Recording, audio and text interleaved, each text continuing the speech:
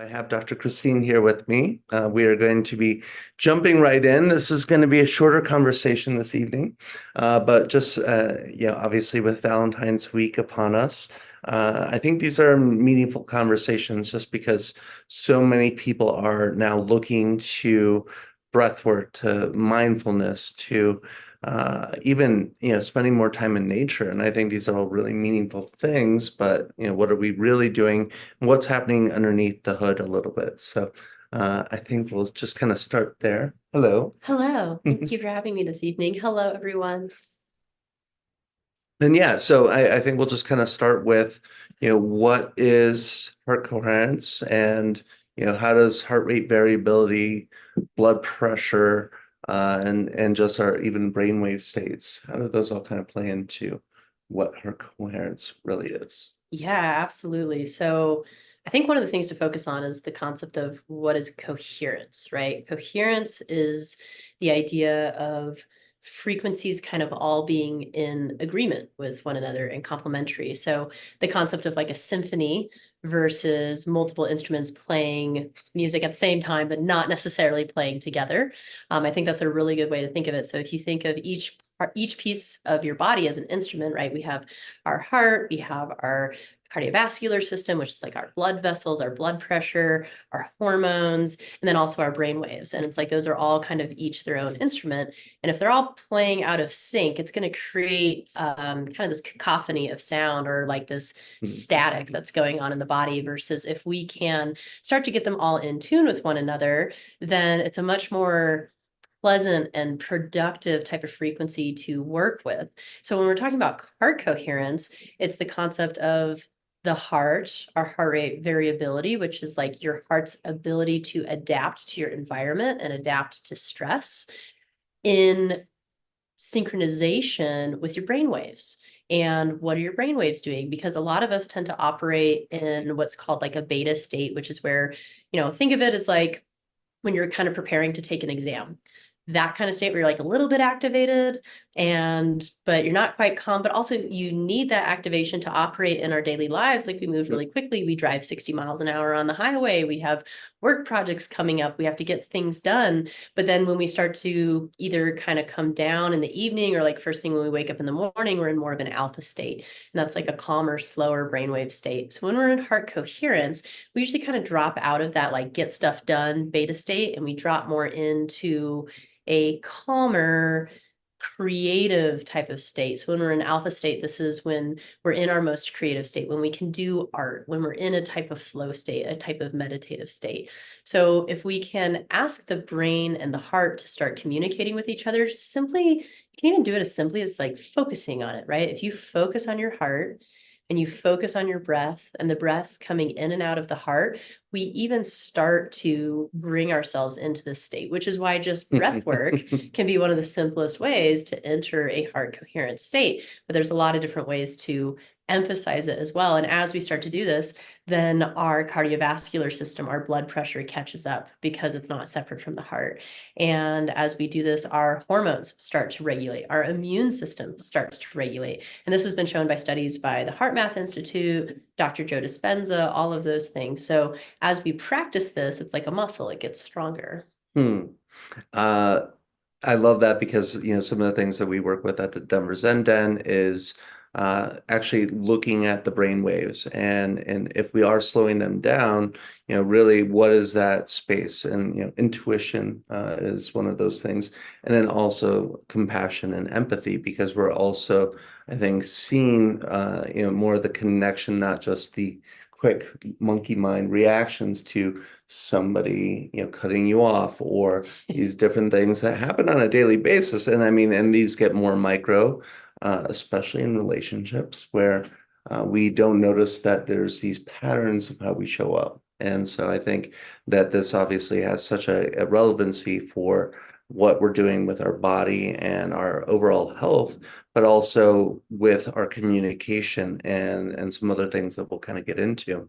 Um, yeah, you also mentioned heart math and uh, what would you say is the purpose of heart math? And are there, I know we work with heart math devices that actually, people can then track their HRV before they go into a session. And but how could that also be used for home? And what does that look like these days? Yeah, so the HeartMath Institute is a broad institute. They study a whole bunch of different things. They've even had experiments where they show like if someone focuses their attention on a certain culture of bacteria, that culture will grow more than another culture. So our frequency and our attention and our intention have power, because when you start to understand the world through the laws of physics, which is the foundational component of everything, you realize like everything is frequency. We are frequency. This table is frequency. The way that our Wi-Fi works is frequency, right? Like there are frequencies around us all the time. And I remember when I was studying, my study was more in like neurology and biology. And then I realized to really understand those, you have to understand chemistry. And then to really understand chemistry, you have to understand physics. And then to really understand physics, you have to understand quantum physics. And then it like loops you right back into the more spiritual realm. And it's quite interesting when you start to see the world like that. And also when you think about even just like the visual light spectrum, right? Like the spectrum of frequency of light is this big, and what we can actually see is about this big. And so there are so many things going on in our world that we can't even perceive. And then you think about, the different creatures in life that have different kinds of vision, like creatures that can understand like thermal expression, and they see Mhm. through kind of heat and that kind of imagery. So when we start to understand that there's such a variety of these things, and we come back to the things that HeartMath Institute studies, like I think heart rate variability is probably the most well-known component of it all. And that's basically, again, going back to it, it's studying your body's ability to adapt to your environment and adapt to stress. So if you have a high heart rate variability, right? It means variable. It means your heart rate can go up and down based on what stress you're being presented with in your environment. If you don't have a good heart rate variability, your heart is not good at adapting, and you're not as good at adapting to stress. So if we can start to understand where we lie on that spectrum by using these tools and measuring it from time to time, whether it's at the Zen Den or at home or using some of your own tools, then you can start to have this relationship with your body that you didn't know was there before. And it's like this muscle that you get to start working. And it is something where, like anything else, it gets stronger with practice.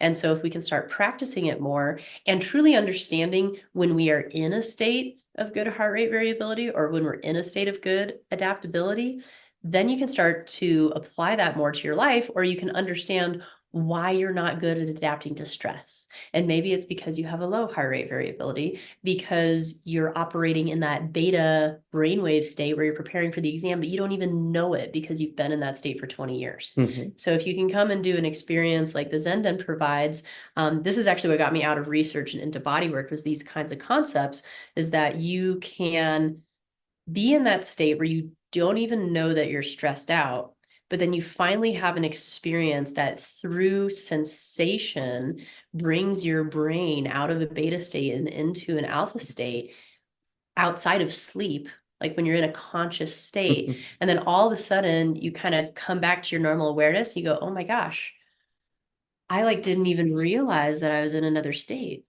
And so it's like you get this taste of a new reality, and it gives you a map of where you can go and where you've been because you didn't even know you were there. And when you start to have that map, it opens this entirely new way to participate in your life and a totally new way to show up that's a lot more pleasant. And you form better memories because you're not in like a fight or flight state. So you actually remember more of your life. So if you think about it, like there's times in your life where you've been super stressed out and you like barely remember them. It's because you're in a beta state. You're not in a state where you form memories really well. So when we come into more of a very like a heart rate, healthy heart rate variability type state, more of a state where we can kind of regulate our own brain waves, you get access to all of the resources your body has to offer instead of this like little teeny sliver of what it's like to exist in a beta fight or flight state. And when you can come more into an alpha state, you actually start to communicate with things like your immune system through frequency, and you start to retrain your immune system. So this can be really incredible for people struggling with things like autoimmune, where your immune system is on overdrive all the time. And that is, showed by the work of Dr. Joe Dispenza across the world through thousands and thousands of cases of people literally reversing irreversible health conditions simply because they learned how to work with heart coherence. Yeah. I mean, there's layers on layers with it. I think the other thing that I want to make sure that we, kind of state is that you don't want to be in one state all the time. I mean, again, it's the agility to move from state to state. So we actually, and beta is good for certain processing. Then there's gamma, and there's, there's these different places that we want to be at different times. And it's actually about being able to switch quickly and multiple times throughout the day so that that system is actually really getting that elasticity and plasticity, I guess you could say in some ways as well, because you're literally reprogramming your brain by doing heart coherence, and you're allowing for the state, set and setting, as we like to say. We're preparing it so that the connection points can be rewired. And of course, we all have some things that we could probably use a little rewiring. And so I think now we have a little foundation for what heart coherence or coherence is. And today I was taking some notes on, really what we're pointing to this week, especially we have a midday sound serenade on Wednesday at 1 p.m. Mountain Standard Time that we'll be doing with a sound journey or a sound activation.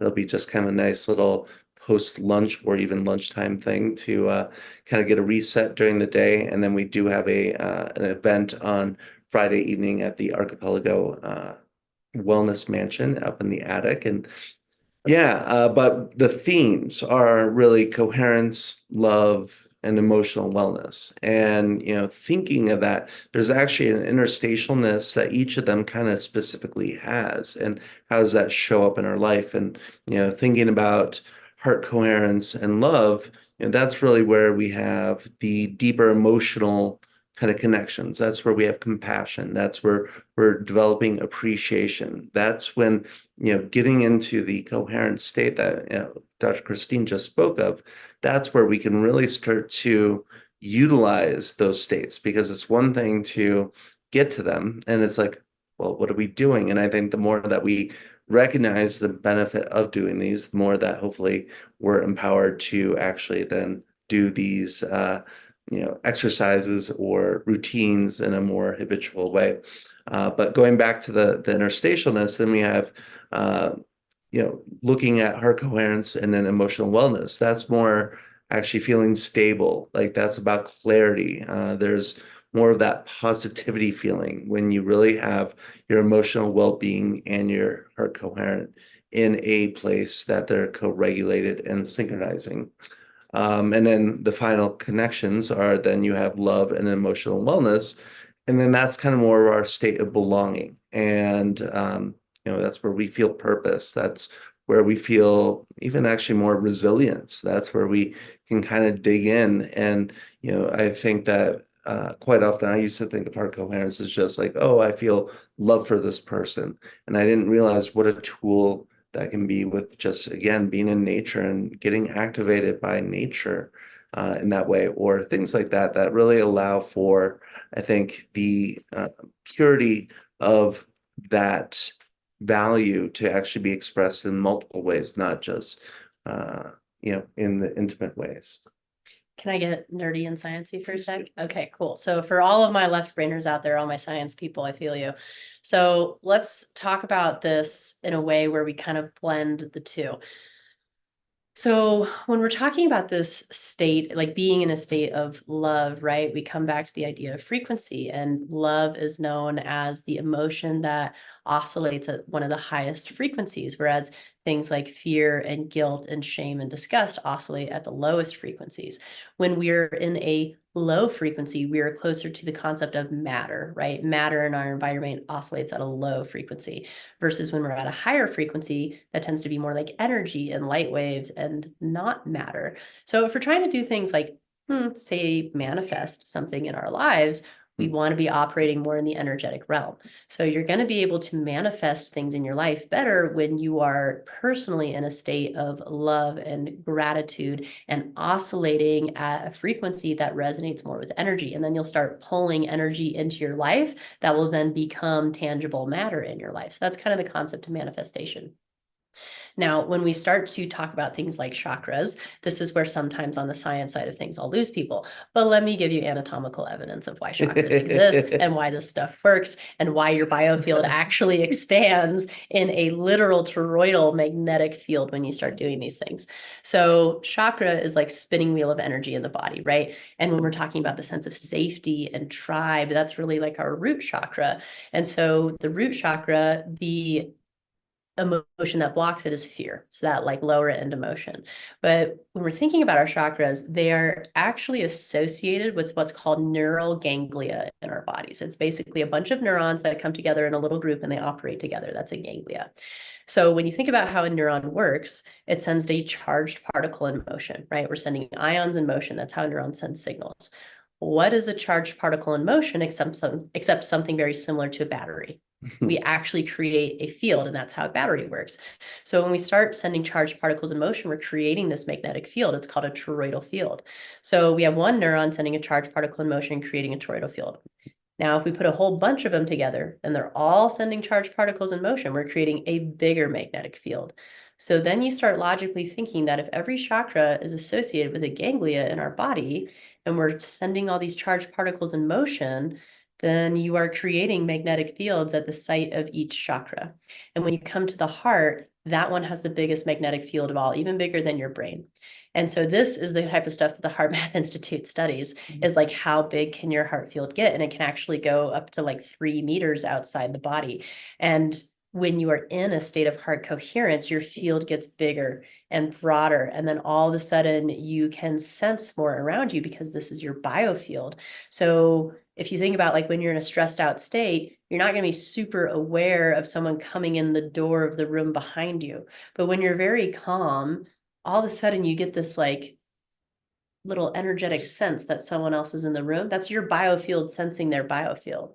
So when we can start to work with this stuff, not only do we like expand ourselves to the point where we can actually manifest more things in our life, we actually become more aware of our environment and able to interact with it in a completely different level.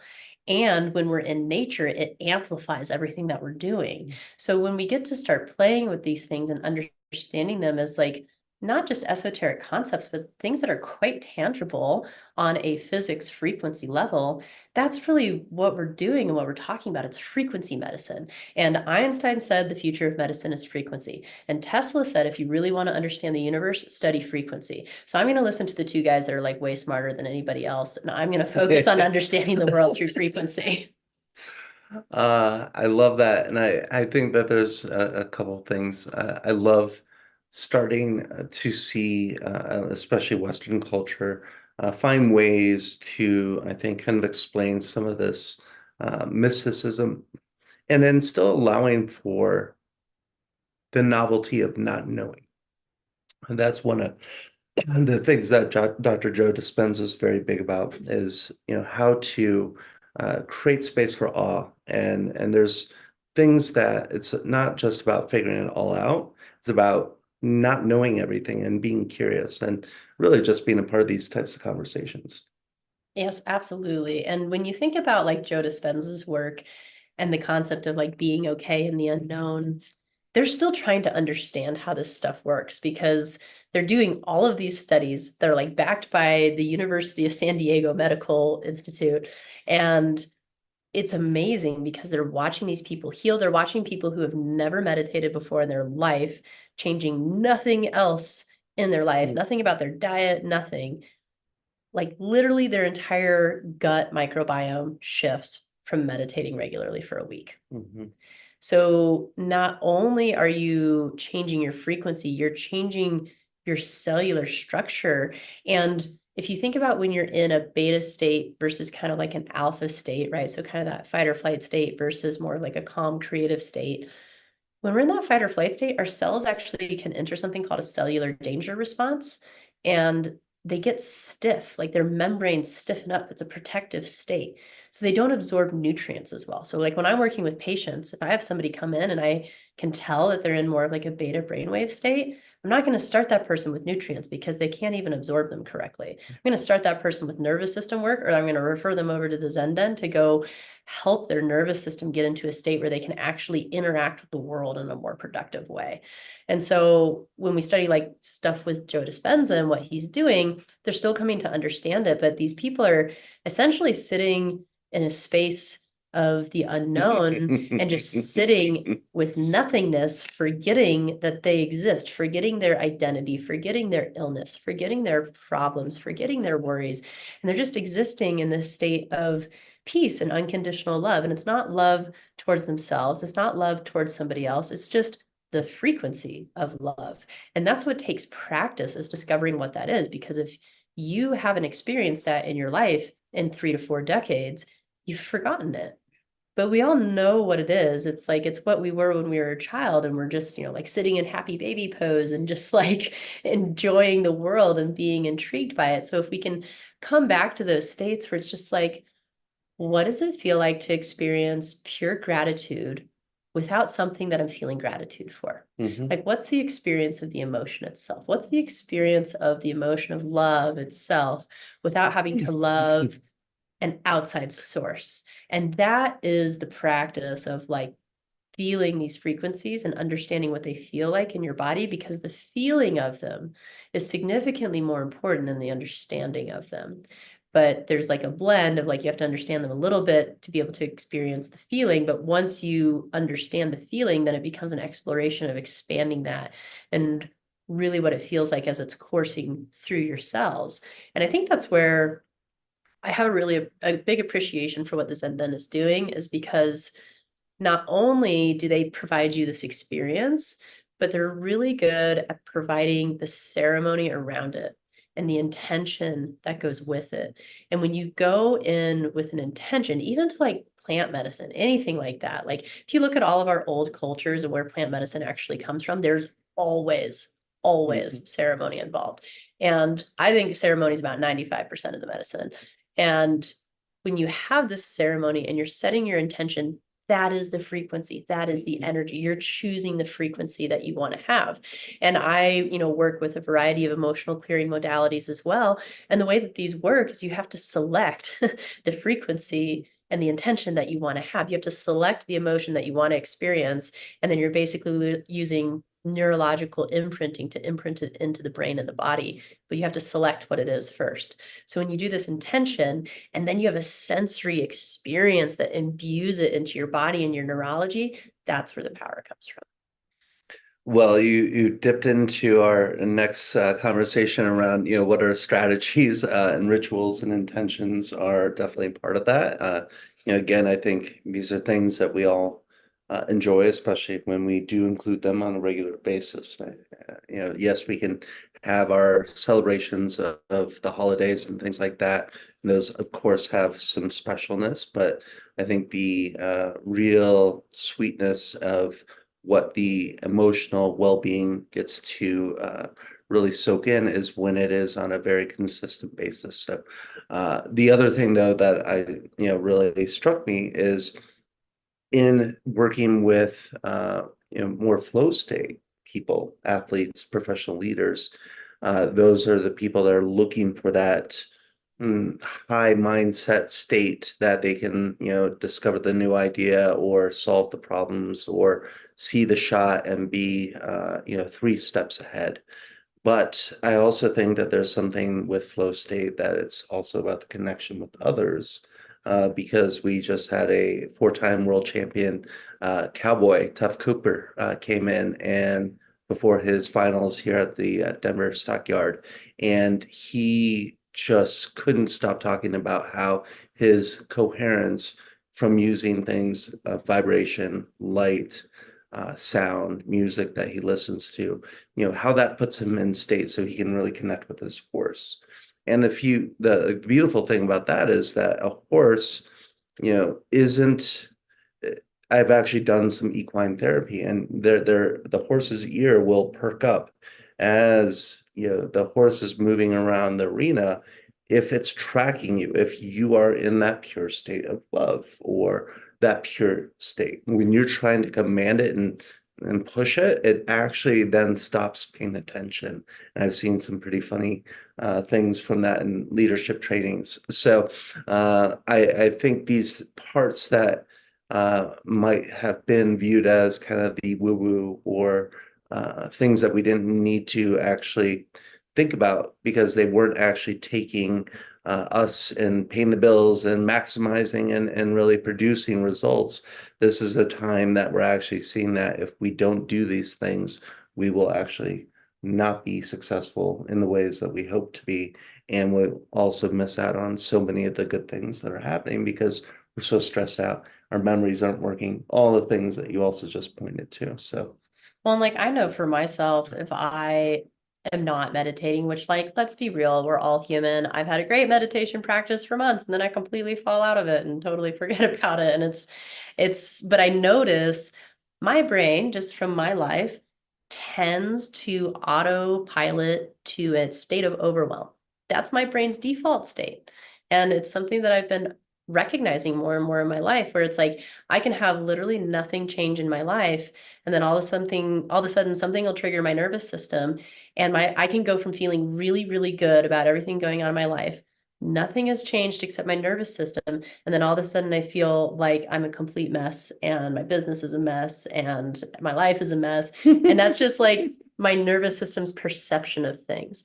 So if I can get my nervous system back into a state of coherence, which is exactly what that cowboy was talking about, right? That's how he communicates with his horse, because animals are so telling. Like they know when you're in a state where your nervous system is out of alignment. And I've seen this with just a number of different things. So I think the same thing also goes for leadership and the concepts that you're talking about, like leading with your energy. We all know the people that we love listening to and that we really admire and who own the stage. It is about the energy that they come on with, hands down, more than anything else. You can have someone come out in a suit and be completely nervous and kind of trembly, and you're not going to listen to them as much as the guy in sweatpants who owns the stage. So it's this concept of controlling your life through controlling your own energy and controlling what's around you, or maybe not controlling, but influencing what's around you. And then when we do talk about control, that's when you have control of your own body, is when you can control your own state, because your brain is the most powerful drug you'll ever have and controls all the chemistry in your body. That's how the placebo effect works. Very true. And then, yeah, the last thing I'll touch on with that is I've been recently attending this Colorado Thought Leadership Forum where, you have leaders from all types of different industries. And instead of, talking about best practices of growth hacking and, things that I've seen so often in the past, they're talking about self-awareness. They're talking about things that are actually, what is your relationship with your family? They're really bringing in the fullness because again, if we're not in that coherence, that irregularity is then going to show up in other places. So let's make sure that we're all getting tuned up. I like the term somatic hygiene. I've been saying that recently, and I think to really live in this day and age, we need to be very mindful of these things in a consistent way because just like going to the gym, just like eating healthy, just like also moving through emotions and really honoring these processes is going to be very crucial. Can I get nerdy for one more You second? may. Okay, cool. Thanks. Um, So when we start talking about emotions and like the energy that we're running with in our life, so emotions, there's this great book by Candace Pert called The Molecules of Emotion. And it's basically about how your emotions are actually peptides, they're proteins in your body. That's how you experience them because it creates a neurochemical reaction. If you suppress your emotions, it is like pouring gravel in a grandfather clock. It will still work, It's just going to grind the gears wrong and it's not going to work as well. Mhm. So if you have all these unfelt emotions, there is so much research showing that people that have struggled with that kind of concept and not really processing their emotions usually end up with some kind of illness later in their life. So if you can create space to feel these emotions and move through them, because emotion, energy in motion, right? Like we have to move the energy. That is what some of these practices can be really helpful for, is it's like, yes, you're coming in, you're calming your system down, but you're also creating space for yourself to go deeper than we do in our daily life. We tend to operate in this space where we don't we just kind of get the next thing done. And we're always looking at our next project and like, yeah, we might say I love you to a family member, but like how deep of a place was that actually coming from? Mhm. And if you're experiencing anger or grief, I think grief is something that we all experience. And it doesn't just have to be somebody dying, right? It can be a future that you were expecting not happening. It can be the loss of some form of security, like your home or a job or a friendship. And that grief can get stuck in your body. So when we allow ourselves to enter these states of calm, all of a sudden we can have tears erupt and Mhm. emotions come out, and you're like not even sure what they're tied to. But it's actually your body processing all that gravel in the grandfather clock so that your body can actually work properly. And when we do this, then we can actually oscillate at a much higher frequency, because it's really hard to reach a state of heart coherence if you have these molecules floating around in your body of grief that haven't been processed yet, and you keep suppressing them and you keep suppressing them, and then you wonder why you can't reach a state of peace. Mhm. So this actually creates an opportunity to process the debris energetically in your body that needs to happen for you to reach your state of true potential. It just makes me feel empathy for, so much of the talk therapy and things that people have done for years where, not only is there suppression, there's also reactivation. And I think that what I've been witnessing, especially at the Zen Den, is people able to move through grief that doesn't need to actually be attached to anything. It doesn't take away the story. It doesn't take away something happening. It actually is just that there's this latent energy that is still literally in the tissues. The issues are in the tissues. Body Keeps the Score is another great book for those who are wanting to go deeper. But yeah, I think that the beauty of all this is what we're pointing to is that it doesn't have to be so laborious. It doesn't have to be so hard. The devotion is what's hard, the commitment to wanting change, because also these little chemicals that you speak of, we're in a way addicted to them because that actually allows us to feel what we think is ourselves. So if we know ourselves to be grumpy and I don't do well in the morning and all these stories, well, our body thinks that's the truth. And so it'll give us chemicals to say that this is, yeah, we'll agree with this. And then that's where we get into a very downward cycle of, you know, Well, and I think this plays out even more for people who have experienced trauma or turmoil at some point in their life, especially in early life. Because if you've experienced that, especially before like age 6, it gets imprinted into your subconscious mind that that's like the normal state of being. And I think that's why my brain defaults to a state of overwhelm, right? Is just because that was the state that was more normalized, and it was less normal to be in a calm state. So I have to like mentally consciously practice being in a calm state on a regular basis, because otherwise my brain just kind of defaults to its neurological default mode network. And that's also what these opportunities are for, is it's a chance to break your neurological default mode state, and we can start to rewire the brain. But it takes practice. And yes, it is true. You can literally get addicted to being depressed, or you can get addicted to being anxious, or you can get addicted to being angry, because it can feel validating at the time. It is what is familiar. And then if we start talking about it in a nerdy biochemical way, so if you have a certain level of cortisol, which is like your stress hormone in your body, and it's up here, and your body gets used to that, your cells literally develop the right amount of receptors to receive that. And then all of a sudden, if you start meditating and your cortisol goes down, your cellular receptors are like, hey, where's my cortisol? And your body's like, we're not in homeostasis anymore. We're not in our normal state. Do that thing that you do to produce the cortisol. It's about like as complicated as your cells think. But what they're doing is they're sending signals to your brain to produce cortisol. So all of a sudden you start thinking about all the bills you have to pay and that work project coming up and that relationship that's having an issue and your friend that you're arguing with. You start thinking about everything stressful in your life to produce cortisol, which is why people who don't do this as a regular practice or are sitting down to meditate for the first time, it's almost like painful because you're sitting there and your brain is just going through everything that you're stressed about.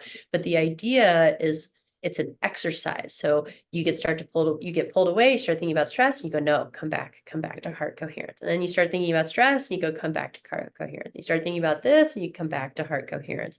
And you might have to do that 1,000 times in one sitting.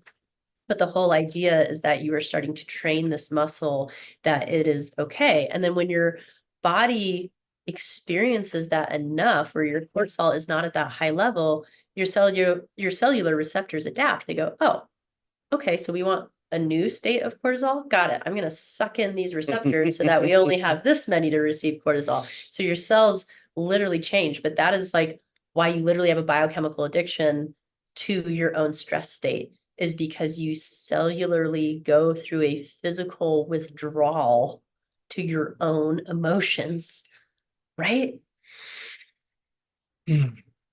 Well, and the part I just would love to express is, how much knowledge, obviously, this wonderful human here has. Nerd all day. But the thing that, really, I think she did point to is that, heart coherence can act as the anchor to come back to.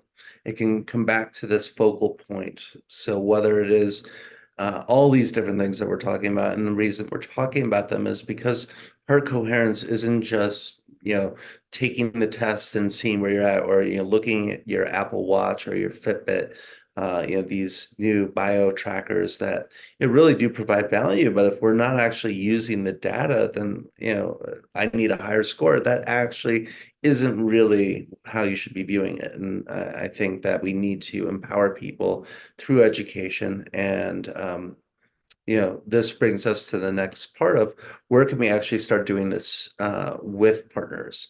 You know, this we've talked about kind of our individual foundation, but then we, have opportunities to actually do these practices. We talked about rituals, intention setting, I think is something really beautiful that I've gotten into more recently, and really even visioning together, in these places that, we spoke of even the heart magnetism. And I'm a practicer of transcendental meditation, and the Maharishi felt that if 1% of the population of the world was meditating at the same time in the same frequency, we could actually change the quantum physics of our planet and the energy that surrounds it. And there is quantum physicists and very esteemed people at the Maharishi University exploring this. And again, I mean, we're taking heart coherence into a much, much bigger place than just what is it for us. So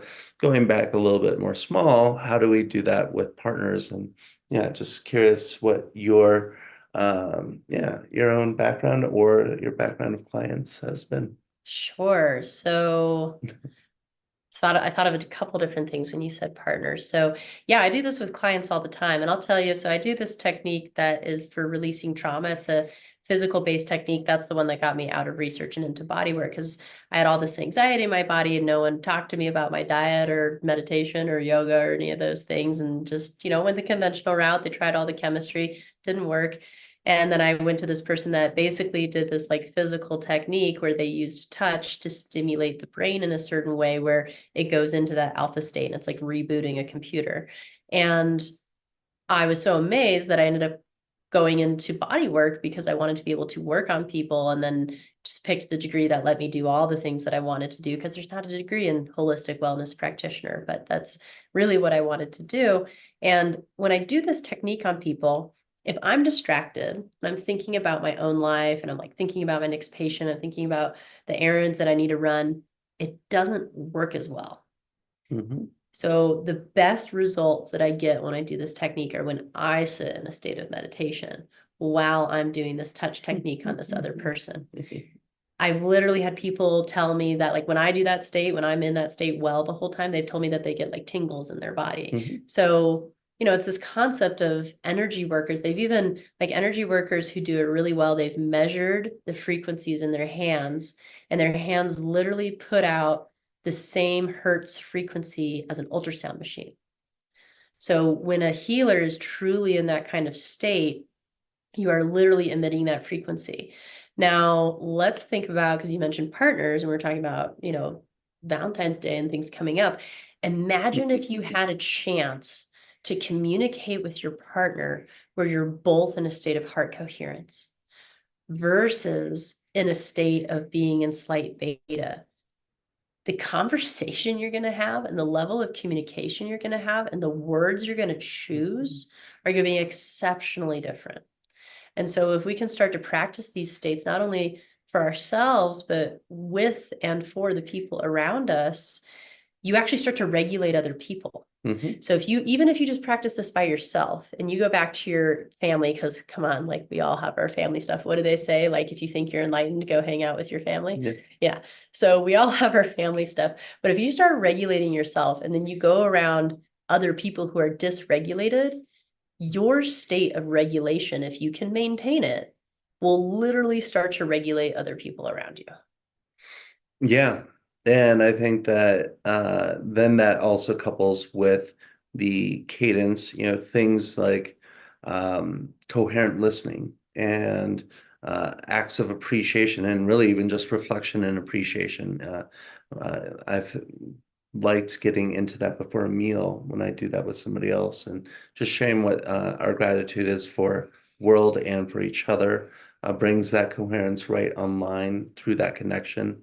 Uh, it was actually my birthday last month, and there's a thing called the honey pot where everybody just says these ways that you've impacted them or the ways that they see you.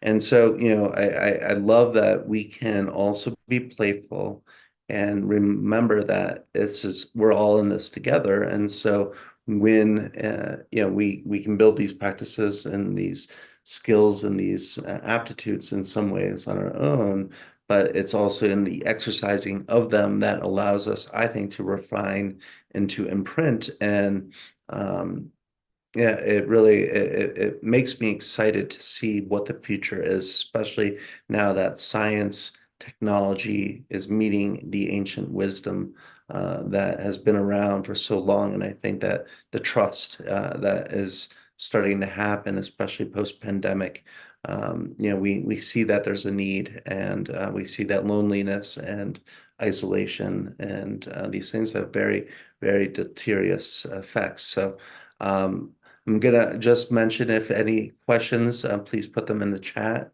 We're kind of getting nearer to the end, so I want to make sure if there is any burning questions. I do, there's a couple other things that I think we'll be excited to chat about if there isn't any questions. But the one thing that I also want to make sure that I invite from anybody that's, watching this now or watching the replay is that we really do want to work with facilitators, with coaches.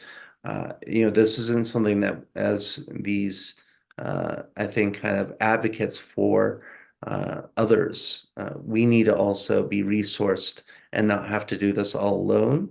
And we also need to do these things ourselves.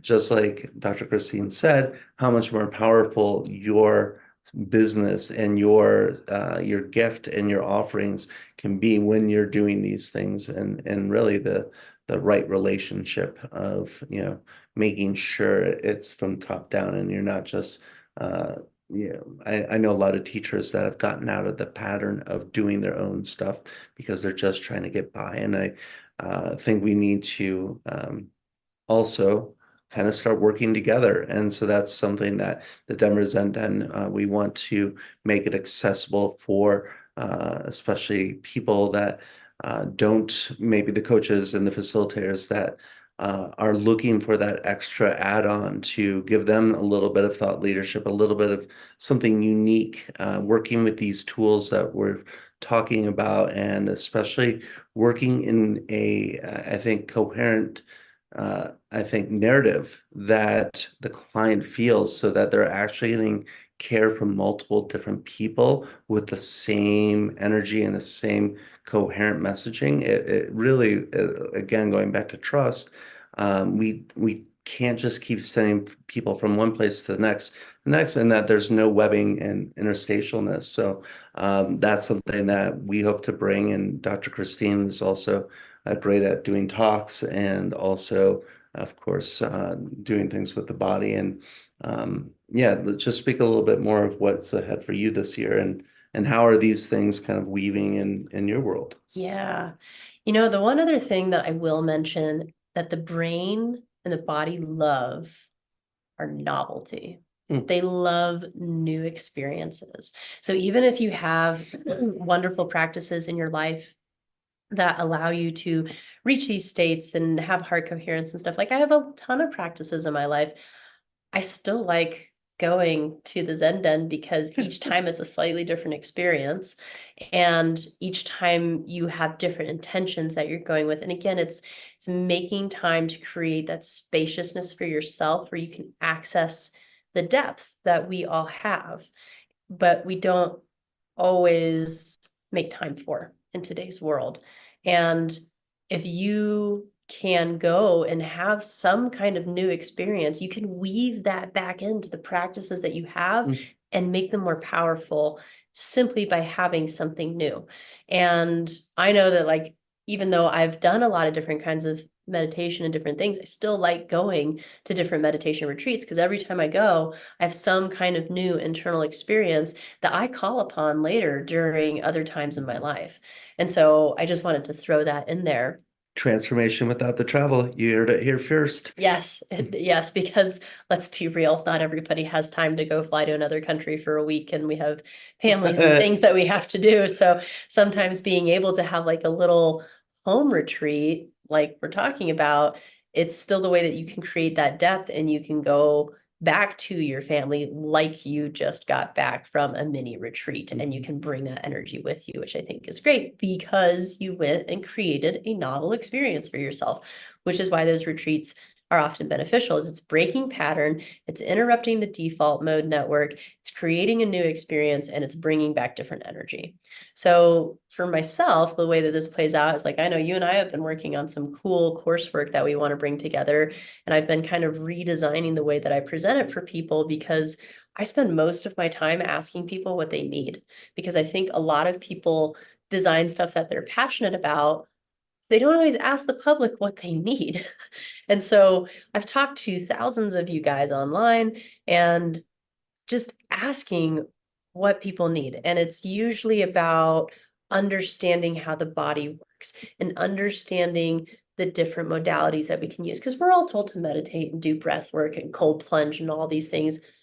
Not everybody teaches us how to use them and for how long and how far on that spectrum and when to not use them and when to use something different and when to shift things. So like I love my practices that I have, but I also know myself, I get bored with things. So it's good for me to like rotate my practices and try different things and figure out when my body needs one thing versus when my body needs another. So that's a lot of what I'm going to be teaching. And I was actually just in Arizona hanging out with a bunch of professional athletes and talking to them about these same things, because you think about that high performing population, they are always on, like they're always in the on state and they don't really get to come out of it. And if you think about like the Super Bowl just happened, right? Think about those guys on the field.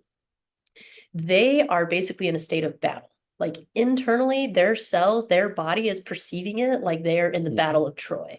And so their nervous system needs to come out of that state.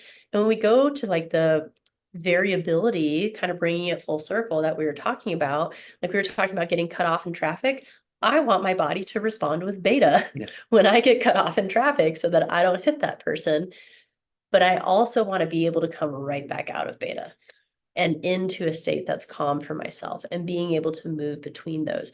So what's coming up for me is like, I really want to teach you guys how to do this stuff and how to understand it. So it's not just people doing something to you or telling you what to do. It's someone doing something with you and showing you how to do it for yourself. Because to me, that is a sustainable model of health. I think our current health system is built around people doing stuff to you and you being a victim to your environment and no one teaching you what your lab work means or why your body does this. And so I think if we can start to take our power back and feel empowered in our own bodies by understanding how they work and how to work with them instead of against them, that is the model of vitality, and that's the model of health that's actually sustainable to live. You just brought two things to mind that I hadn't really thought of in this way. And you spoke of the athletes being kind of in the Battle of Troy, and parents are also in that. I don't think that they ever get respite. No, parents, that's a huge one. Probably Yeah. even more so. And again, we give such, well, we all honor parents, but of course, athletes we see in these certain heroic ways, and we I think are starting to understand how parents really do need to get support, and we have definitely seen a lot of that at the Zen Den, where just that respite and that reset, so that they can show up with the love and the things that they do have, but just when you are in that flight or fight system and state all the time or on a regular basis, it really can deplete the capacity. And then you also brought up novelty and awe, and we also have a lot of baby boomers coming in. And what is actually interesting that just kind of connected for me is that they're coming in to almost get a glimpse of themselves from back when they were an artist, or back in the 60s as a hippie, or these different times and moments that just had specialness, whether it was even sitting at a campfire with their grandmother. We've had some really beautiful just uh, connections to moments that had that impact. And I don't think we need to do always the psychedelics and the things, even though those are great bridges and great ways to expand the palette and uncover some things that might be needed to tend to. We also need to be doing these things on the more consistent basis, and also even in preparation and integration from these peak experiences, because you know. Well, and like the way that I'll put it super simply, There it's a state of recovery. you go. You're inducing a state of physiological recovery because when I go back to talking about those athletes, I was talking this about them a lot, or talking to them about this a lot. Sitting in front of the TV or playing video games, or I mean, maybe sitting and reading a book aren't totally states of recovery because you're still being stimulated. And like, especially like, let's say, like, I don't know, like I've watched the show Suits a little bit. It's a cool show. It's kind of an intense show. They're talking about a lot of intense things. So even though you're sitting there, the intensity of your show mirrors the intensity that your nervous system is going through. So I don't really count that as a state of recovery. This, however, I do count as a state of recovery because you're actually kind of entering more like an alpha calmed brainwave state. And that is the beauty of music and the way that you incorporate the acoustic vibrational therapy is when you think about like being at a concert and everyone is sharing this frequency from the concert and the music, it all puts us on the same wavelength. And so music has this incredible ability to affect us through frequency. So the type of music you listen to also matters for your state of recovery. So going through these experiences, it's putting your nervous system in a state of recovery. And then when we come back to what we were talking about at the beginning with we're surrounded by frequencies we don't even know, from 5G to Wi-Fi to getting 60 text messages in a day and 500 emails and being expected to respond to all of them.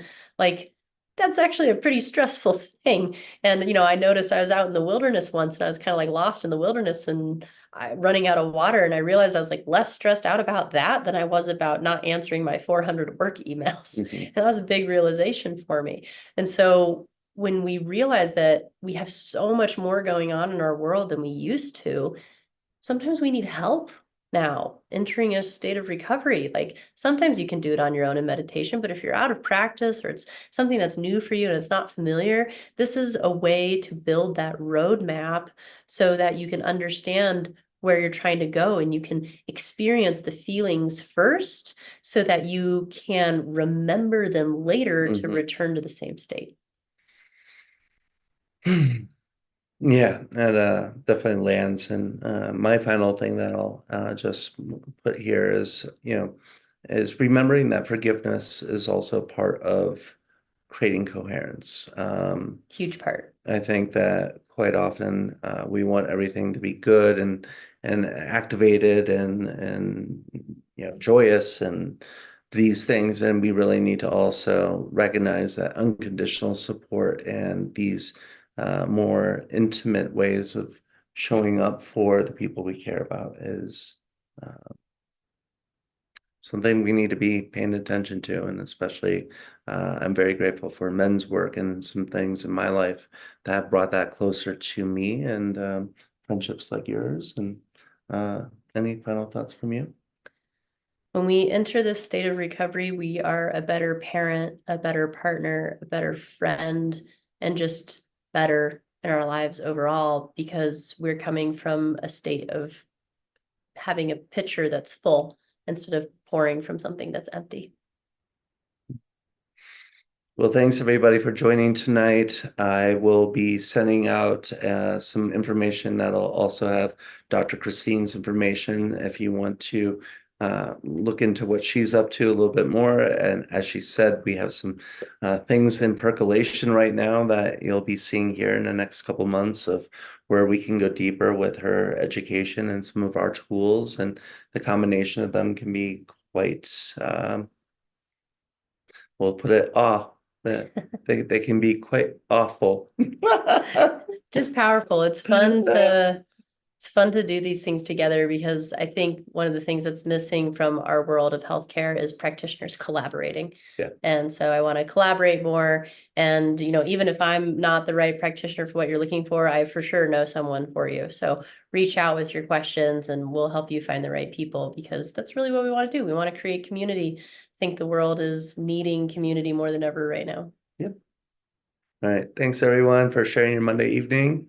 And we hope to see you again later this week at one of our other events. You can find that information in the Instagram bio of the Denver Zen Den. That's probably the easiest. I will also update the website to have that information as well. Thank you.